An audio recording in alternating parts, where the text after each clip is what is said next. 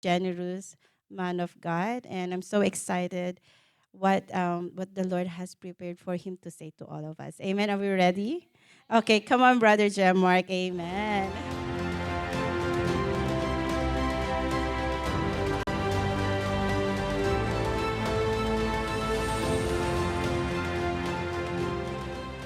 Sound check. Praise. Parang may may palabas. Pag-graduation ulit. Shalom, shalom everyone.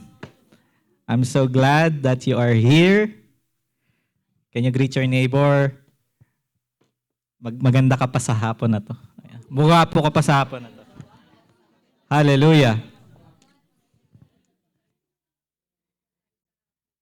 Amen.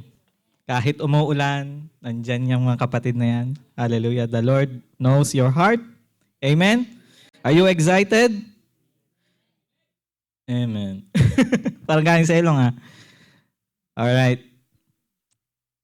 Sorry. Okay, so wala po tayong English dito. Wala yung kaklase ko. Hallelujah. But we have online viewers and this can be played again over the world, replay anytime. So I'll stick with the English. Please bear with me because this is a Filipino English, you know. Amen. So I just want to greet everyone, especially our leaders here. This church is a gift from God to us. Jesus Christ the Deliverer, headed by our Bishop Ted.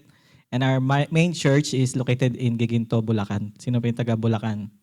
Si Tita Linda, naka-attend na doon. She's been there. And also Pastor Joey, our coordinator here in Canada. We miss you na po.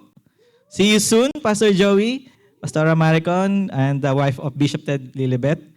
And also, I wanna take this opportunity also to greet my parents. There, nanonood sila online sa Pilipinas. At yung mother-in-law ko sa Dubai, my family, my brother, Mike, Ate D, and the daughters. Hallelujah. And also, I wanna acknowledge my ever-supporting pusher wife, Precious. Thank you for always being there. Hallelujah. So I prepared a Spanish greeting, however, my friend is not around. Bienvenidos a la familia de Dios. Nos alegra que estés aquí. It means welcome to the house or the family of God.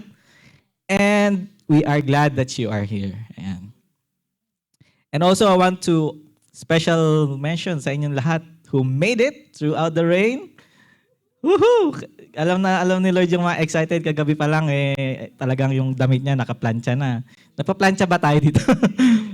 hindi uso, no? Hallelujah, hallelujah, hallelujah. So as an introduction, I remember when I was studying, my classmate, you know, Yeli, the one who's attending here, we learn other languages. We met in a Com English course program. And then also we had the French course. So, and also the third time we tried to learn Italian. Yan. But unfortunately, I have to drop it out because it's so much demanding for me. I don't know how Yeli made it. Yeah, I have here a greeting. So, well, what's most importantly, today we are here to study the language of heaven. Amen. Hallelujah. The Word of God. And I am amazed how God is moving in the lives of each and everyone in this church. Ramdam nyo ba yon? Can you feel it? And for the Bible says in Hebrews 4 verse 12, we all know this verse, for the Word of God is alive and active. Ayan. So anyone who is sleepy, shout hallelujah! All right, everybody's kind of sleepy right now. And the Word of the Lord is alive. Can you see your neighbor? Buhay na buhay ba yan? Talaga namang may energy ba? Amen. And it's active, sabi ng Bible. So isa sa parang I just realized that one of device or one of normally we use na it's more on active, no? Bakit? It's a mirror. Who among here didn't look at her or his face at home without leaving their house? So most of us is looking in the mirror, no? So pag gumanong ka, gaganon din yung mirror, di ba? It's active. pag nilagyan mo ng lipstick yung labi mo, yung mirror, may lipstick din na reflection mo. So it's so active. Amen. So the Word of God is the mirror of our faith. Amen. And it's also said, it is sharper than two-edged sword, than any. So there are other two-edged sword, but this sword that we're talking about is the true sword. Amen. Amen? Hallelujah. Why? Because it penetrates on what? Dividing the soul and spirit. You know? It would separate us to the world. Amen. So when we receive Jesus, we have the Spirit come alive in us. So that's why the world, we no longer belong to the world, but belong to Christ. Amen. And also, joints and marrows. Who among here loves bulalo? Hallelujah. Talagang you have to, ang sarap nun, di ba? Parang nagutom ako ha. Hallelujah. And also, it tests the thoughts, no? It deals with our thoughts, meaning that the mindset. We have this repentance that we have when we know Jesus. We renew our mind. Amen. That's why you are here. Something in your mind being transformed. And expect God will do great things in your life from now on until He comes. Amen. And also your heart, the attitudes of heart. Ayan. So it is the greatest commandment, which is to love God and His people. Amen. Can we just all offer a short prayer before we begin? Father, thank you for this Sunday. Lord, this is a gift to us from you that we study your word. Lord, may we freely receive this gift of grace. Lord, through the cross, you made it true for us, Lord God, to be with you. And Lord, as we study your word, Lord, continue to sanctify and search us. And only you, O Lord, knows the very thoughts in our minds and the deepest desires of our hearts. And Lord Jesus, we pray that the power of the Holy Spirit freely move in this place right now as we study your word. Let Jesus be lifted up in this place. You alone, O Lord. And anoint your servant, Lord. Only your words will come out into my mouth, Lord, this afternoon. In the mighty name of Jesus. Amen. Yeah, mabilis lang po tayo. Hallelujah. Sumigaw ang lahat ng nantok. Aba, gising na talaga. Hallelujah. So, the topic that we have for this afternoon is so special because this is from our central church, actually.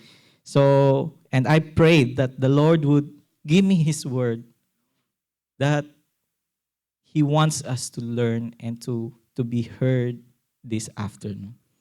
Amen. So our topic for this afternoon would be leading of the Holy Spirit. Everybody say, leading of the Holy Spirit. Amen. So, in Spanish, la guía del Espíritu Santo. Ayan. For our dear classmates that's not around, but they can watch this online, I believe. So our text, let's us all read the scripture from the book of Matthew 4, verses 1 to 11. Can we all read alternate? Is that possible, guys? Okay, come on, let's all read. Ako po muna. Matthew 4 verse 1. Then Jesus was led up by the Spirit into the wilderness to be tempted by the devil. Verse 2, kayo po.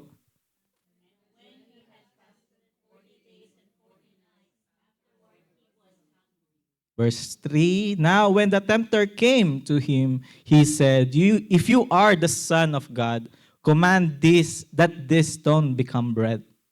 Verse 4, kayo po.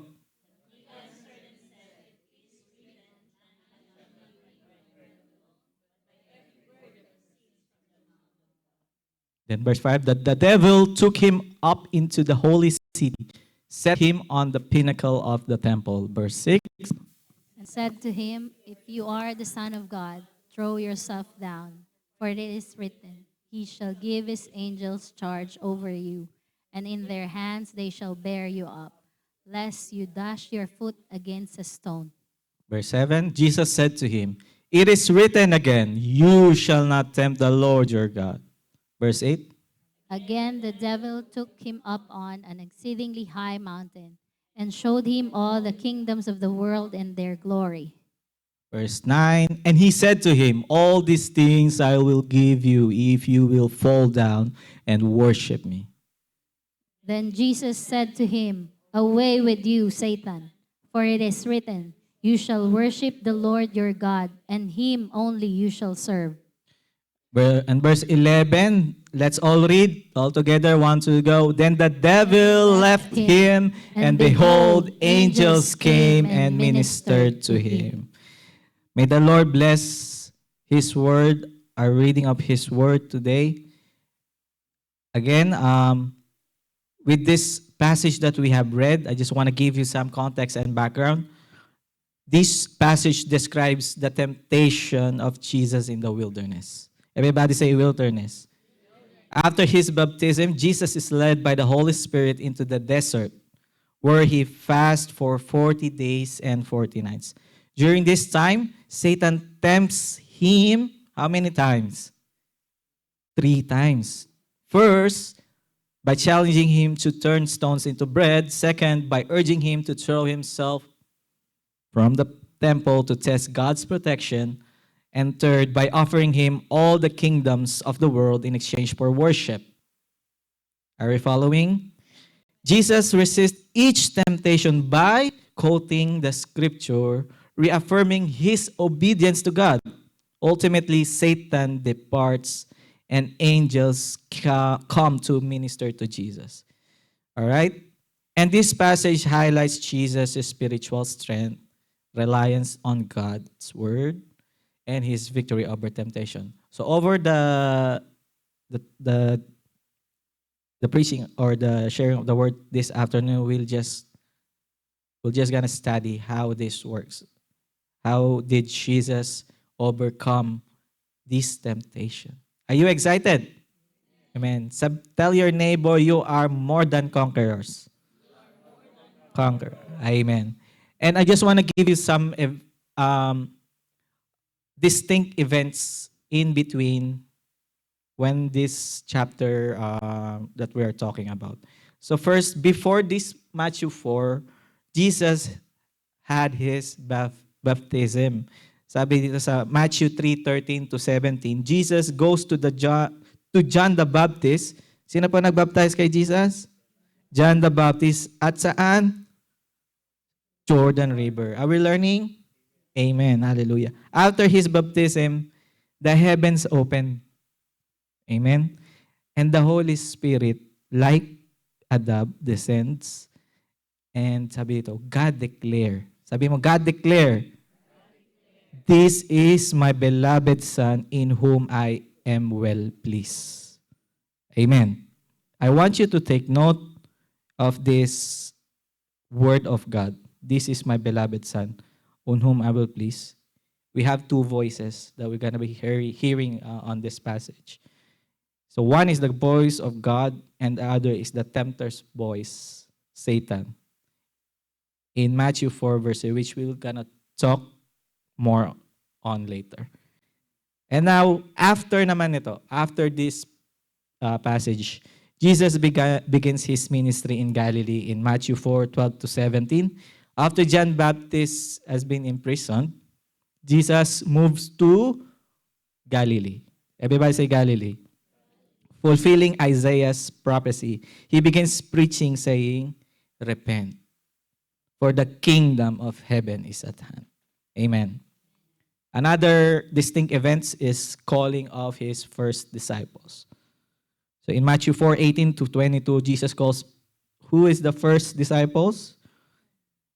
Simon Peter, Andrew, James, and John to follow him, telling them they will be fishers of men. Amen. Those were the disciples, calling up the first disciples. And thirdly, Jesus' early miracles and teachings in Matthew 4:23 to 25, Jesus travels throughout Galilee. No, mahilig mag-travel si Lord. The Lord enjoys traveling. Amen? Galilee. Teaching in synagogues. And what Jesus did, he heals the sick. He casts the demons, gaining a large following. Everybody say, can you, this is a gesture of Bishop. Can you point your fingers like this? Can you shout, "Devil, go!" In Jesus' name. Ayan. So those are the Jesus' early miracles and teachings. And following that, this sequence sets the stage for the Sermon on the Mount in Matthew 5 to 7. So those are the context and background of this topic that we're going to dig in. All right, let's go directly to our point number 1, wilderness experience. Can you say wilderness experience? So whenever we say wilderness, it pertains to a place. Amen? Who among here, we came from Dubai, from the Middle East, where there are deserts. So when Ninong was, we were with Ninong in JCTD Dubai. So we went through, whenever we go to other Emirates, so we just pass through the wilderness. The dust there is so fine. And I don't know if anyone can live there in a couple of days without water or anything. Amen. So in this verse, Jesus was led by the Spirit to be tested. Why do you think Jesus needs to be tested? Because this has been revealed to me, because sadly, we all failed. Amen. It says in Romans 3:23, "For all have sinned and come short of the glory of God." Then why? Why Jesus? He's Lord. He's God, right? So our Lord Jesus in his flesh form is to be tested in various aspects of our lives that we mostly fail in some ways within our lifetime. We all do fail. Nobody's perfect, only God. Amen. We have our bad days. We can talk to someone badly. That's normal. That's in a fleshly form. That's natural. Amen. Who among here who hindi nagagalit? Who is not getting mad? Who didn't spoke? Who didn't steal any penny from her parents? Who didn't told a lie? Is there anyone here? No one. Only God. Amen. So, do you want a story? All right. So, why Jesus been tested? This is a test wherein it's just either a pass or fail. Amen. That Jesus went through into the wilderness. So, my story. It was my graduation's final term. Someone is laughing over there. Who can relate? The final test was for my Windows 700 Active Directory special course. I will never forget this course. I know Pastor Len and Sister Len can relate. Unfortunately, for some funny reason, I was not able to take the test. And when I told this lovely couple, Pastor Ted and Len, We were in Grand Bend that time, enjoying the summer breeze at the beach. I was with them when I was supposed to take the test. But don't judge them. They are not bad influence, okay? Hallelujah. None of them knows that I should be having fun while my classmates were doing the test. And so do I. To my honest mistake, it didn't cross my mind that the test is to be held during that day. They were shocked when I told them about the test. Their eyes were like bulging. What? Because they know that here in Canada, if you if you were not able to make the final test, it's fail, right? So well, technically, I didn't fail because I just missed it. I just missed the test. But then the Lord gave me the wisdom to reach out to my professor, and it's all by the grace of God. After numerous exchanges of emails, then I got a chance. It's better than fail, right? To have a chance. Hallelujah. The thing is, it was originally an online test for students who know, you know, that online test is much easier than in person. But this time, I have to take it in person, just the two of us. So I immediately went through the course and learned it from the heart. Then the in-person test came. I got prepared and got the results. She mentioned I got A. Hallelujah. It is all by His grace and His favor to us. Amen. Likewise, the test or the temptation that Jesus went through, it's either a pass or fail. Is either Jesus would give in to the temptation and then He fail, or He will pass and conquer every temptation. The very things we were all fall short.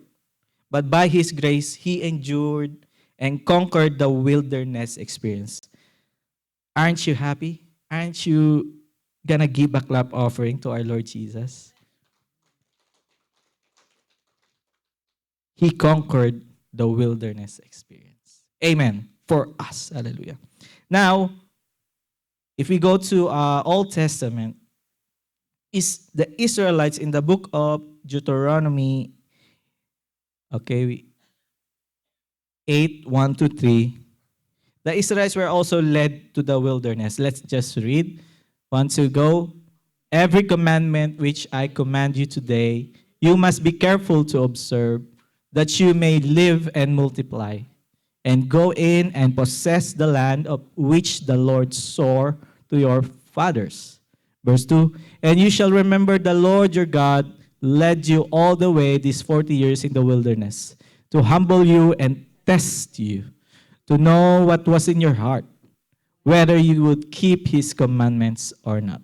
And verse 3, so He humbled you, allowed you to hunger, and fed you with the manna which you did not know, nor did your fathers know, that He might make you know that the man shall not live by bread alone, but man lives by every word that proceeds from the mouth of the Lord. Amen. Can we shout amen? So take note of this verse 3. No? Man shall not live by bread alone, but man lives by every word that proceeds from the mouth of God. And also in the book of Numbers 11:31, all right, and 30, 31, 32, 30, 33. So I'll give you a context of this. So in this passage, the Israelites are journeying to the wilderness after being freed from Egypt. Amen. How many years they have been captured by the Egyptians? I think last time I discussed this, it's 400 years. Yung kalolo-lolo-lolo-lolohan nila, they have been captive by the Egyptians. No? Imagine 400 ka nakakulong.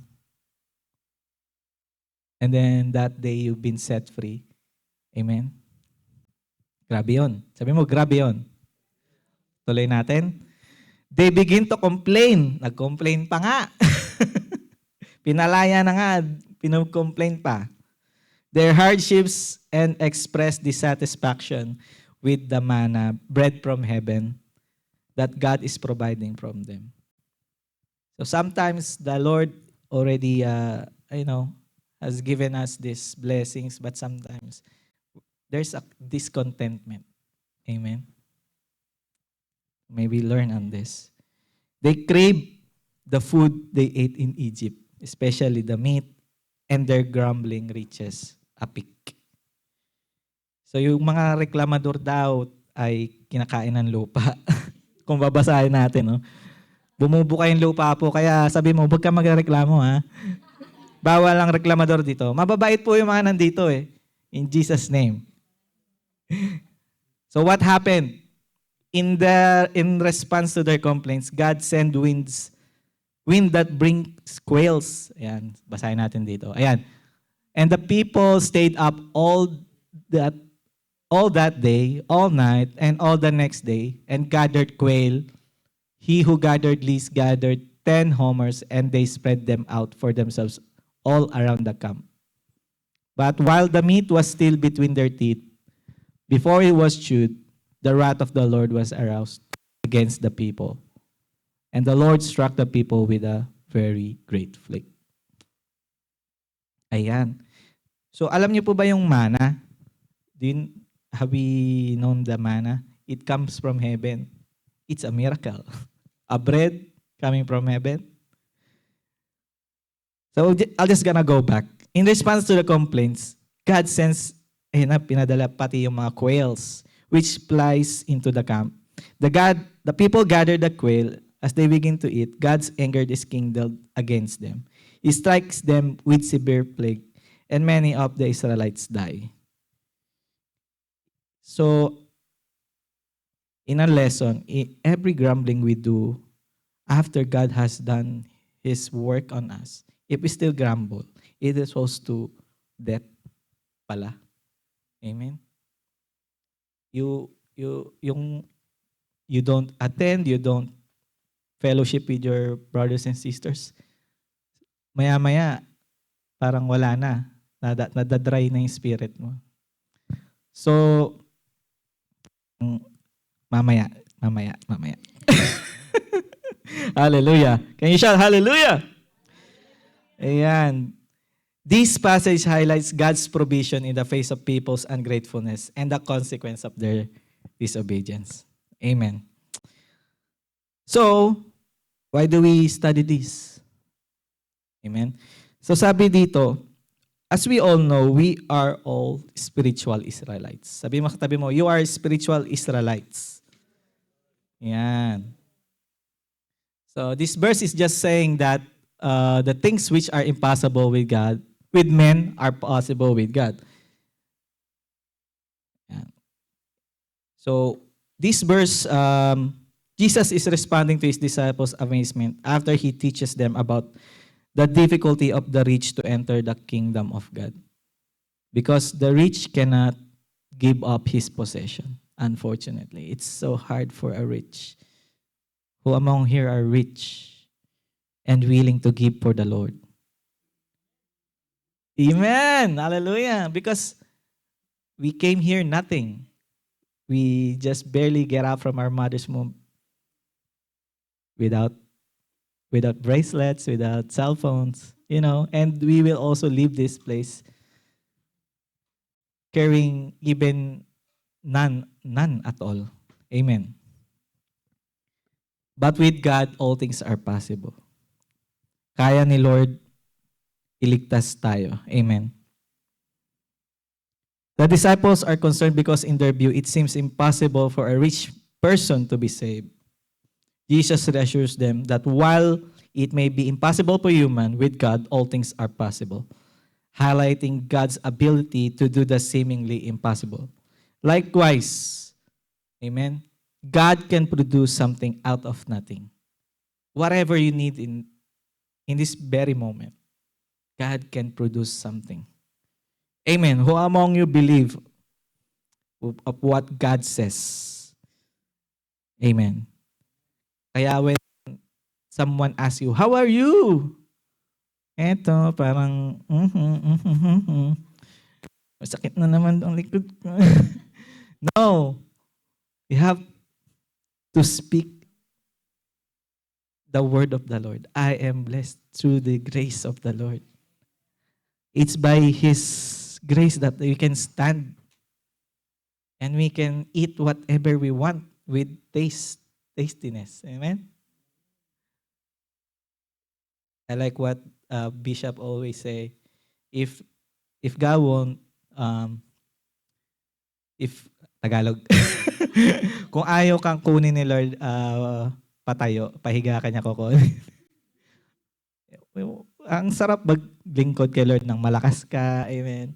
May pera ka, may panlibre ka dun sa mga disciple mo na you fellowship, you grow together each other in the knowledge of God. And for these past few Sundays, we are having this parties with the titas. No? We were so blessed with you guys. Amen. So we tend to know them, and as well, they come here and know the Lord. That's the most important thing. Amen.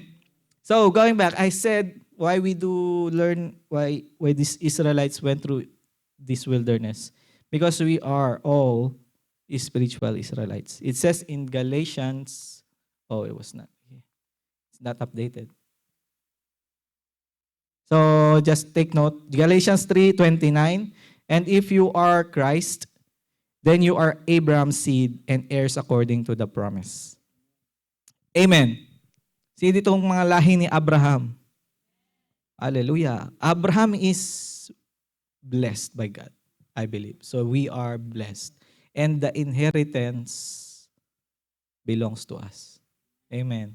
Hallelujah. This verse emphasizes that Christians, through faith in Christ, are considered heirs to the promise made to Abraham, effectively becoming part of the spiritual lineage of Israelites. In this sense, Christians are viewed as spiritual descendants of Abraham.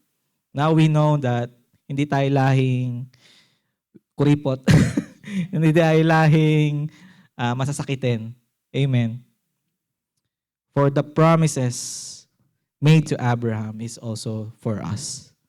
Amen. We just have to know these gifts that like Paul said, I don't want you to be ignorant of the spiritual gifts. Hopefully, this will be discussed to us as we move along. All right.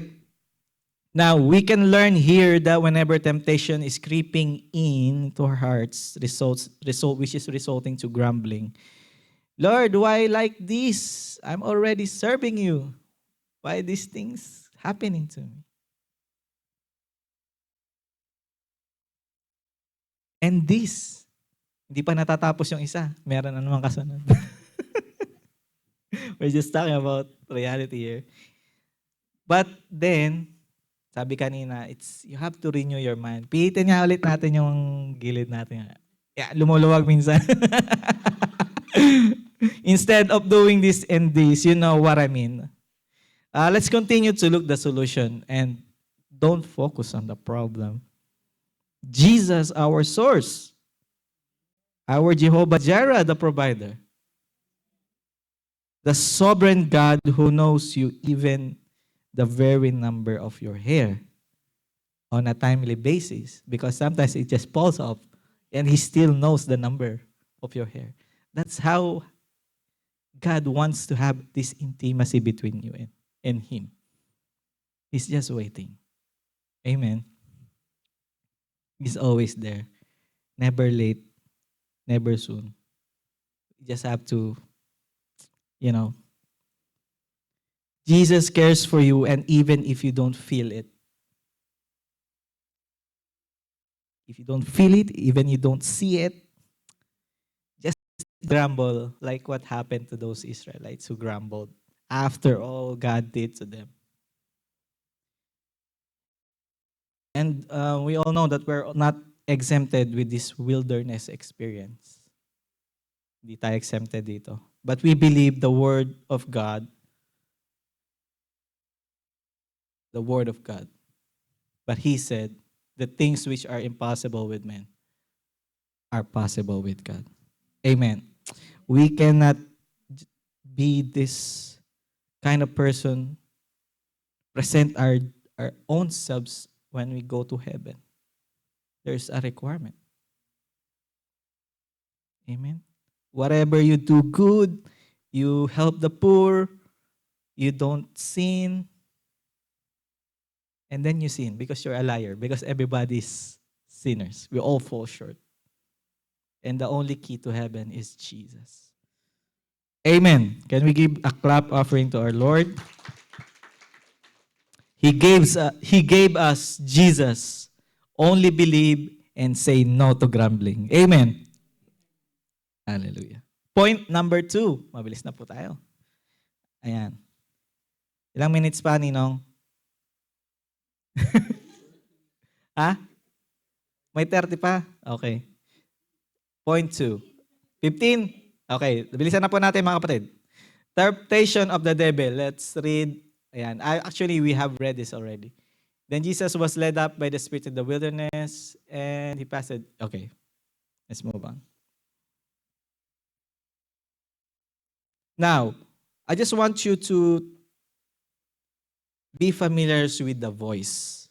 There are two voices I have told you earlier, right? One is the God's voice and the tempter's voice. Can you update my slide, please? I saved in the... Oh, sorry. Just take note of this. In Genesis 3 verse 1, now the serpent was more cunning than any beast of the field, which the Lord God had made. And he said to the woman, has God indeed said, you shall not eat of the tree of the garden? Does this voice sounds familiar with you? It's when Jesus was tempted. If you are the Son of God.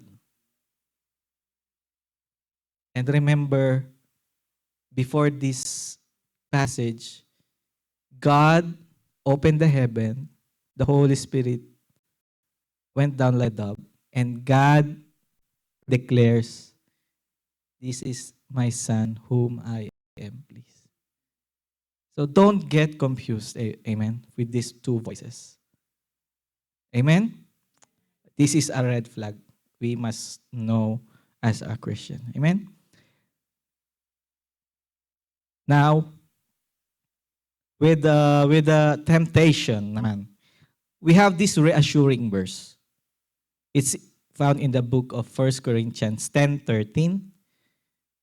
It says here, no temptation has overtaken you, except such as is common to man. But God is faithful, who will not allow you to be tempted beyond what you are able. But with temptation, will also make the way of escape, that you may be able to bear it. Ayan. Napakaganda po ng verse na to. Kung gusto nyo picturean, story nyo, ayan. This verse assures believers that temptation is a universal experience and that God is faithful. He will not allow anyone to be tempted beyond their ability to resist and will provide a way out of temptation, offering hope and strength in times of trial. This is what the Bible is telling us whenever and each time we get tempted. Only God has the answer. Seek Him and have a personal relationship with our Father God. Hallelujah. Next. Point number 3. Confession of the Word of God. So, these are from the passages verses 3 to 10. Okay, so you can read this verses sa bahay. Okay, so ang panlaban, laban kapatid, no? With the right weapon. But sometimes we're fighting with some wrong weapons. But what the Lord is telling us, we fight with this right weapon, the sword of the Spirit, which is the Word of God. All right? It says in Ephesians, it's not there. It says in Ephesians 6:17, and take the helmet of salvation and the sword of the Spirit, which is the Word of God. Among all the armors that the Lord has given us, it's just the sword for offense, right? Everything is for defense.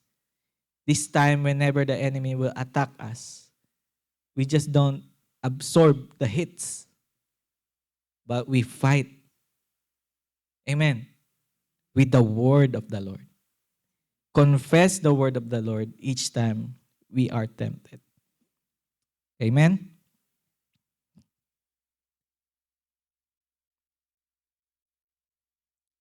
And lastly, point 4. The holy angels, updated.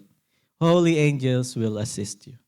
So here, in the very last verse that we have read, let's read. Then the devil left him, and behold, angels came and ministered to him. After Jesus resisted the 3 temptations from Satan in the wilderness, the devil departs. At that moment, angels, holy angels, because there are fallen angels, amen, be wary of that, come to minister to Jesus, providing him with care and comfort. And so this verse highlights the victory of Jesus over temptation. And there is a divine support he received afterwards. Amen? So in every victory, so later you're gonna sing that beautiful song. So as Jesus receives divine support, he does support us all. Do you believe that? In all manner of all our conquered temptation. Amen. I believe we have our dear pastors who God uses to deliver His word to us. They are these supports, no? As well as our brothers and sisters that are always there for us at all times. Ngitian mo ngayon katabi mo ng matamis. Ayan, andyan yan, kahit ano mangyari. So just a story, I am so blessed with this family of God in this church. That's a fact. Who has been gifted with so much love that will support you in every moment of your life. I know you can feel it. Even until your funeral, guys. Everybody witnessed how we support each other for the glory of God. So I remember like when we were first came here in Canada, these beautiful people are always there, sharing almost everything from food, clothes, house furnitures, even financial assistance, even moving out shelters and lending their car for the glory of God. I'm so blessed with this family of God. And also they were there when at my graduation, even any events of your life, no? And even now, they're eagerly finding for job for me. Thank you for the support, I am so blessed to have you all in my life personally, and I declare that the Lord will bless you and increase you all in aspects as we all grow together in Christ. Amen. Sama-sama tayo dito, mga kapatid, for God's glory. I want to thank you all for my wife and our family, for all the love and support that God enables you to do according to His will. You cannot do it by your own will, no? Because if God, sabi nga ng turo ni pastor, you can't serve others, you don't love God, no? Yun ba yun? Without the inspiration of the Holy Spirit, we're talking about the leading of the Holy Spirit, no? If your personal intentions, sino ba yan? Ba't tutulungan ko ba yan? But the leading of the Lord enables us to help and to love each other. First, to love God. Second, love one another. So we're just gonna skip some of these verses. Amen. So just quick, the Holy Spirit makes us more like Christ. Amen. The Holy Spirit give us the power to witness. Amen.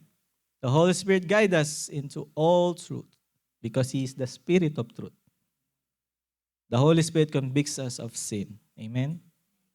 I was so blessed by the testimonies we've been hearing here around the church. Amen. Especially by Tita Marilu. Remember your testimony? It convicts you. It's the Holy Spirit. Hallelujah. That's the reason why you have to come back here because this church is led by the Holy Spirit, which transforms our lives to be more like Christ. Amen. The Holy Spirit reveals God's word to us. No? Like Tita Marilu, katabi na niya is Bible. Whenever you wake up, is it the phone you're looking at or is it the word of God? Remember, the word of God is our weapon. How we strike the enemy. Amen. Now, we just run through these moral lessons of this topic. Resisting temptation. Jesus demonstrates that believers should stand firm against temptation rather than giving into worldly desires. Amen. Self-control and discipline. Fasting and resisting temptation show the importance of discipline, self-discipline in the spiritual journey. We are inviting you, people, we have our fasting every Tuesdays. Online, you can join the link. It's 8:30, I believe, every Tuesdays. Amen. Prayer and fasting. So what we do there is we pray for your prayer request. So we're not just gathering here every Sunday, but we care for each other and we bless each other through prayers. And we also grow our discipline, spiritual maturity through fasting. Next, rejecting materialism. Jesus refused to turn the stones into bread, emphasizing that spiritual nourishment is more importanter, more important than physical needs. Amen. Faith over testing God. So when Satan tempts Jesus to test God's protection, Jesus teaches the true faith does not require testing God's power because we already know the power of God. Amen. He's all-powerful, sovereign Lord, and nothing is impossible to Him. Humingi ka na lang. Huwag mo na yung testingin. Amen. Worship belongs to God alone. Ayan, lastly. Jesus refused to worship Satan in exchange of power, reinforcing that believers should remain loyal only to God. Amen. These are spiritual lessons. The power of God's word. Jesus defeats Satan's temptation by quoting scripture. Amen. So we have to know the word of the Lord. Whenever we feel something's wrong, Lord, by your word, it says, by your stripes I am healed. I claim it, I receive it in Jesus' name. Devil, go. And he will flee. Amen. Command it. Dependence on God.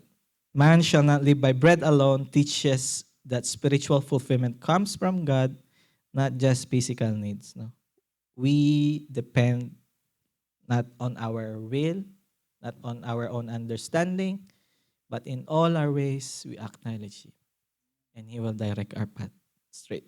Straight, okay? Walang U-turn. Satan's deceptive nature. The passage reveals that the devil can use scripture. Even the devil knows what is written. So whenever you declare that word, he knows it. It's powerful. God's angels minister to the faithful. After Jesus resists temptation, angels come to minister to him, symbolizing that God provides for those who remain faithful. Taas ang kamay ng mga faithful. Amen. Hallelujah. And lastly, victory through obedience. Jesus' obedience to God's will results in victory over Satan. Amen. We have to obey God's will, not our own will. So this is teaching that submission to God. Yan, mga topic natin previously, no? So powerful. leads to spiritual triumph. Amen. All right, so as our summary, we're ending in this statement. True victory is found only in relying on God's guidance, not in worldly power, physical needs, or control. Jesus reveals that overcoming sin and Satan is possible through faith, the power of God's word, and unwavering devotion to God alone. May we all stand as we close. And before we close, let's just sing this beautiful song, In Christ Alone. So as we sing this song, can we dim the lights? Yan.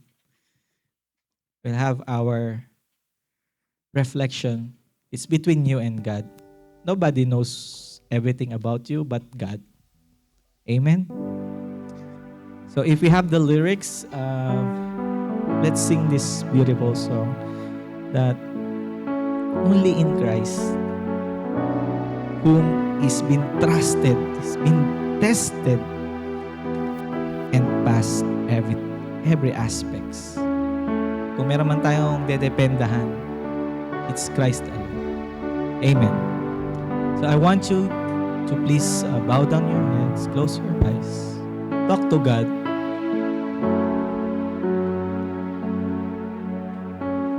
As the worship sing this song, we might be in our wilderness places right now, whether it's your health, your finance, your relationship, to your spouse, your relationship to your children, or is there someone or something that you've been praying for long, and that God can only fill him. Amen. Come on, let's sing. Sing this as your prayer this afternoon.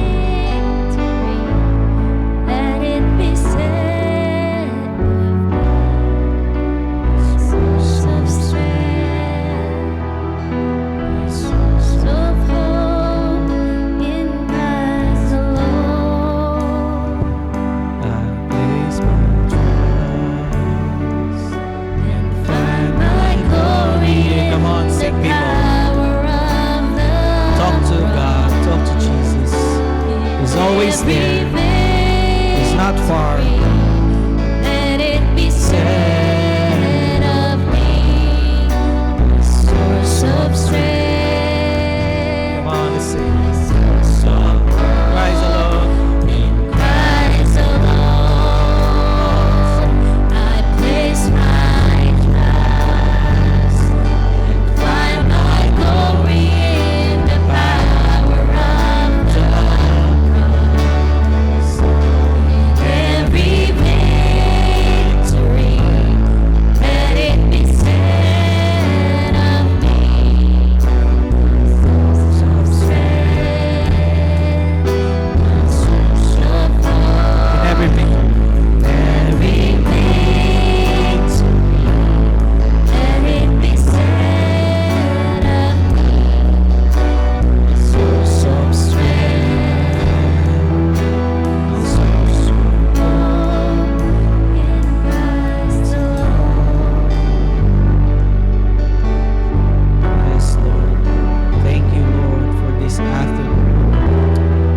understand that you are victorious in every temptation, in every test. It's you who we will rely on, oh God, and you will never fail. We put our trust, our hope in you alone. We look unto Jesus, the author and finisher of our faith. Bless the Lord, O my soul, who forget not all these benefits, who redeem us from curses. For Jesus came to give us life, to give a life that is more abundant. Kapatid, hindi pa tapos si Lord sa iyo. He's just there. Hindi pa siya tapos. And in Him, we have the sure victory. And in Christ alone, we place our trust. And Lord, for sure, the victory is in us through Christ Jesus our Lord. Hallelujah. Lord, I pray for our brothers and sisters here this afternoon. Wherever it is in their heart, in their minds, Lord, that's troubling them.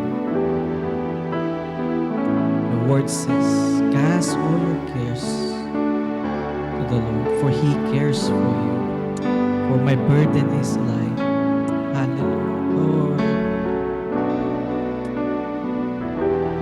we ask for forgiveness, Lord, if there are times that we grumble, Lord.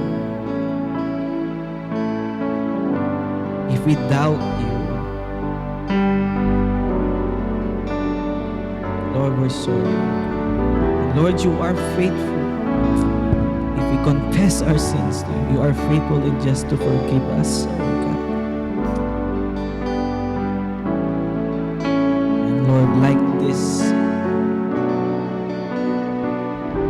prodigal son, Lord, you are just waiting for us. Open arms. As you restore him.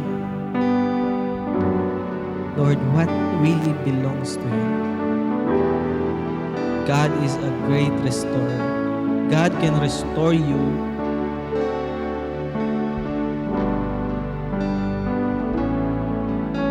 In the name of Jesus, thank you. Lord, let the Holy Spirit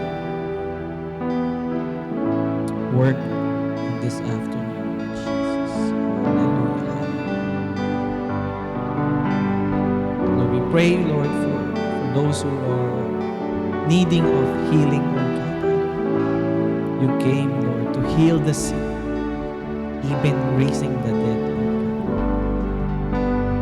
Lord, we pray and speak and declare healing upon our brothers and sisters who need healing, Lord, in the name of Jesus. And Lord, you are our great provider. You are our shepherd. We lack nothing. Hallelujah. You lead us in green pastures. You restore our soul. Surely goodness and mercy will follow you all the days of your lives.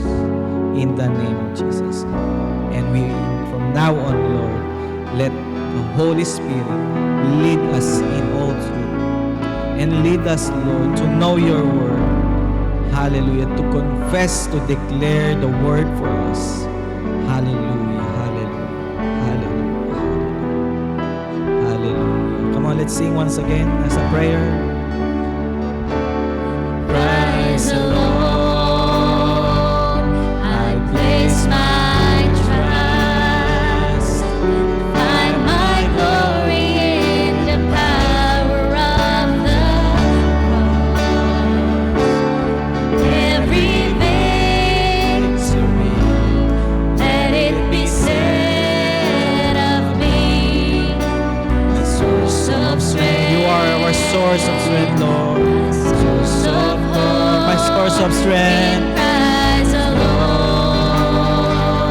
I place my trust. Come on, sing it as a Find prayer. my glory in the power of the Lord, hallelujah. We praise you, Lord, in this place. every victory.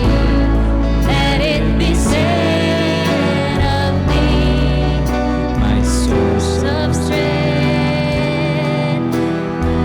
in every victory, in every victory.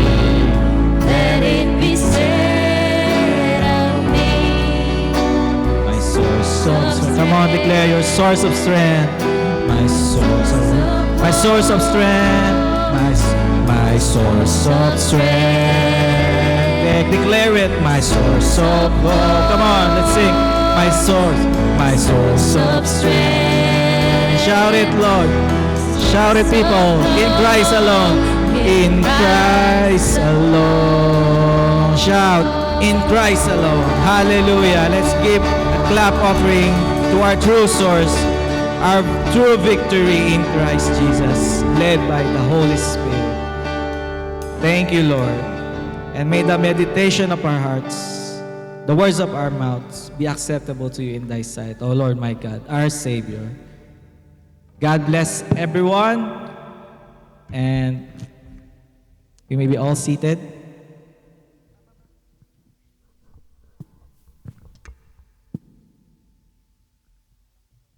Amen. Tutuloy ko bang kumanta?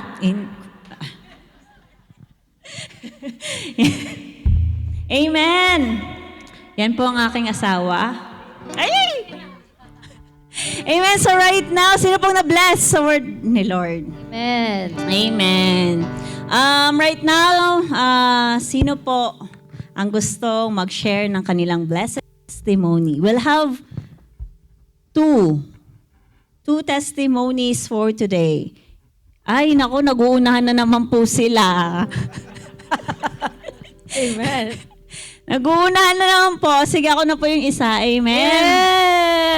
Amen. Hallelujah. Ay, na-share ko naman na po, di ba, na nag-transfer na po ang aming Brookfield to CBRE. Manage na po ng CBRE. Kasama po dyan, syempre, ang salary increase. Thank you, Lord. And pag-change ng pangalan sa position. Praise the Lord. And we believe na sa salary increase na yon, may purpose si Lord kung bakit niya tayo parati. Di ba parati naman tayo pag naka-Lord tayo, we are always increasing and moving forward and upward. Amen? So, kasama, nung nag-increase po, syempre, parating nasa heart namin ang pagbibigay ng first fruit, and we were able to give our first fruit sa mga man and woman of God na we believe naging part po ng aming journey ng 2024 last year. Amen? So, and pagkabigay namin nung, actually, sinusulat pa lang po namin yung sino yung mga bibigyan namin ng first fruit. The Lord is so amazing kasi sinusulat ko pa lang, sinasabi ko pa lang na, baby, we-withdraw natin to. Ako, may tumawag sa asawa ko saying na, it seems like positive na yung magiging employment niya. And up until now, hinintay po namin talagang final confirmation. We believe na talagang pag tayo, yung faith natin na kay Lord, sabi nga, di ba, have faith in the Lord and rest. So, na kay Lord na yun, tinasa namin kay Lord. So,